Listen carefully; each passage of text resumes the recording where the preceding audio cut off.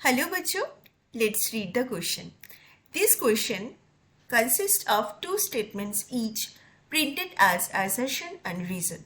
While answering these questions, you are required to choose any one of the following four responses. Assertion: glycolysis is universal step in glucose breakdown. Reason: glycolysis can occur in aerobic and anaerobic organisms. A. Both assertion and reason are true and the reason is a correct explanation of the assertion. B. Both assertion and reason are true but reason is not a correct explanation of assertion. C. Assertion is true but reason is false. D. Assertion is false but reason is true. तो इस question में क्या बोला गया, दो statement होगा जो कि assertion एंड रीजन नाम से जाना जाता है. तो इसका रीजन है कि नहीं, फर्स्ट हमें क्या कंसिडर करना पड़ेगा. दिस टाइप ऑफ क्वेश्चन के लिए हमको देखना पड़ेगा कि ये स्टेटमेंट दोनों सही है कि नहीं.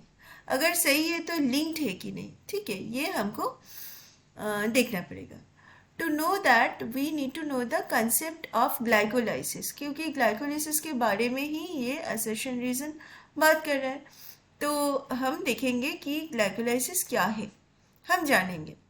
Glycolysis is the first step of glucose breakdown. Glycolysis में होता क्या है, ग्लूकोज ब्रेकडाउन का फर्स्ट स्टेप है जो कि साइटोप्लाज्म में होता है. तो ये हो गया हमारा की कंसेप्ट.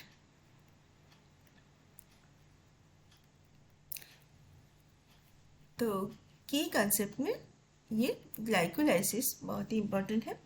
ग्लूकोज से क्या होता है, ग्लूकोज से होता है पायरुविक एसिड. पायरुविक एसिड, ठीक है.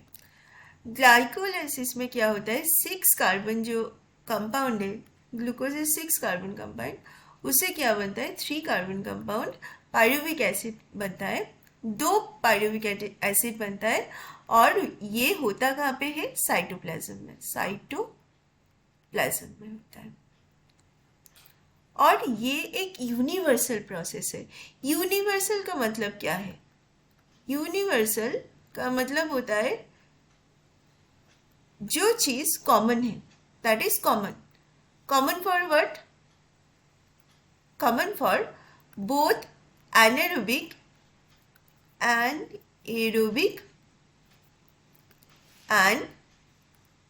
aerobic respiration. आइए इस चीज को हम और अच्छे से समझते हैं एक डायग्राम की मदद से. Suppose this is a cell. Cell में न्यूक्लियस है, सेल के अंदर साइटोप्लाज्म है. So we are not drawing all the parts. ये सेल मेम्ब्रेन, मान लो कि ये अंदर का ये साइटोप्लाज्म है. और जो इम्पोर्टेंट चीज़ है रेस्पिरेशन के लिए, मैं सिर्फ वही ड्रॉ कर रही हूँ. न्यूक्लियस वगैरह है तो न्यूक्लियस में मैं नहीं जा रही हूँ. सपोज यहाँ पे माइटोकॉन्ड्रिया है. ओके, माइटोकॉन्ड्रिया एक double membrane bound cell organelles है. तो ये जो ग्लाइकोलाइसिस है, ग्लाइकोलाइसिस होता कहाँ पे, ये साइटोप्लाज्म में होता है. साइटोप्लाज्म में होता है. और साइटोप्लाज्म होने के बाद ये जो ग्लूकोज से 2 पायरुवेट बना. उसके बाद अगर ऑक्सीजन प्रेजेंट है, O2 प्रेजेंट है, ऑक्सीजन अगर प्रेजेंट है, तो वो कहाँ पे जाता है, वो माइटोकॉन्ड्रिया पे आ जाता है. ये जो साइटोप्लाज्म से माइटोकॉन्ड्रिया पे आ जाता है. तो माइटोकॉन्ड्रिया पे क्या होता है, ये एसिटिक एसिड होता है, एसिटाइल कोए बनता है. एसिटिक एसिड तो मतलब विदाउट ऑक्सीजन जहाँ पे होता है एनारोबिक में बनता है, यहाँ पे एसिटाइल कोए बनता है. ठीक है. तो माइटोकॉन्ड्रिया में जो रिएक्शन होता है उसके लिए ये पायरुवेट चेंज हो जाता है किससे, एसिटाइल कोए में चेंज हो जाता है, ठीक है। उसके बाद क्रेब्स साइकिल में एंटर करते हैं, क्रेब्स साइकिल, और इसका फुल ऑक्सीडेशन होता है, फुल ऑक्सीडेशन होता है और हमको ज़्यादा एटीपी मिलता है एंड कार्बन डाइऑक्साइड तो होता है, ठीक है, बाई प्रोडक्ट। तो अगर ऑक्सीजन प्रेजेंट है तो ये TCA साइकिल होगा, प्रॉपर फुल इसका ऑक्सीडेशन होगा। पर अगर ऑक्सीजन एब्सेंट है, ऑक्सीजन एब्सेंट है तो क्या होगा, इसका फर्मेंटेशन होगा, फर्मेंटेशन होगा, फर्मेंटेशन। फर्मेंटेशन में क्या होता है, फर्मेंटेशन में इतना ज़्यादा एनर्जी नहीं होता है, बनता है। क्रेब्स साइकिल में जितना ज़्यादा एनर्जी होता है उतना तो नहीं मिलता है, और ये माइटोकॉन्ड्रिया में भी नहीं होता है।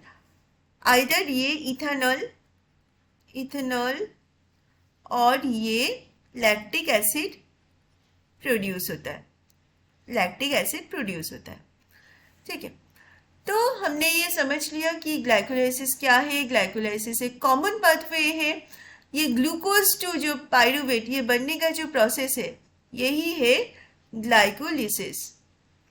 तो हम देख सकते हैं कि ग्लाइकोलाइसिस एरोबिक रेस्पिरेशन के लिए भी इम्पोर्टेंट है, एनारोबिक रेस्पिरेशन जहाँ पे ऑक्सीजन एब्सेंट है उसके लिए भी इम्पोर्टेंट है। तो हमारा जो यहाँ पे असर्शन है कि glycolysis is a universal step, हाँ ये यूनिवर्सल स्टेप मतलब कॉमन स्टेप है ग्लूकोज ब्रेकडाउन का। और रीज़न क्या है, क्यों हम यूनिवर्सल मतलब कॉमन क्यों बोलेंगे, क्योंकि glycolysis can occur in both aerobic and anaerobic organism. तो एरोबिक ऑर्गेनिज्म में भी ये ग्लाइकोलाइसिस होता ही है एंड एनारोबिक में भी होता है, इसीलिए both assertion and reason are true and explanation भी सही है ना। तो reason is the correct explanation of assertion, तो इसका आंसर होगा A. Okay, both assertion and reason are true and reason is the correct explanation of the assertion. So I hope you have understood. Thank you so much.